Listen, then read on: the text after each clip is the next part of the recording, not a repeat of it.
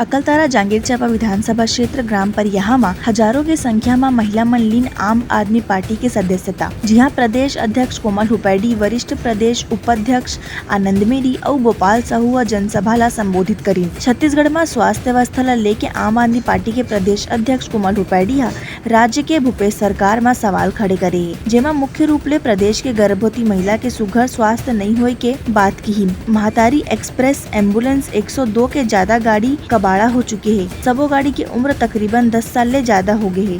फिर मुख्यमंत्री भूपेश बघेल ला आम जनता ले कोनो फर्क नहीं पड़े। वो अपन भेंट मुलाकात कार्यक्रम में व्यस्त है और प्रदेश अध्यक्ष एहो की इनकी छत्तीसगढ़ की भोली भाली जनता के वोट ला लेके कांग्रेस बीजेपी के सरकार आम लोगन मन ला ठगे और धोखा दे के अलावा कुछ नहीं करे। फिर छत्तीसगढ़ के जनता जाग चुके है, ओकर पास आम आदमी पार्टी के विकल्प है। ए बेरा में लोकसभा अध्यक्ष अभिषेक मिश्रा, जिला अध्यक्ष मिथिलेश बघेल, जिला अध्यक्ष महिला विक संघ, सबो जिला और ब्लॉक के संगे संग 50 ले ज्यादा गाँव के लोगन मन मौजूद रही। ब्यूरो रिपोर्ट, उत्तलंघा न्यूज।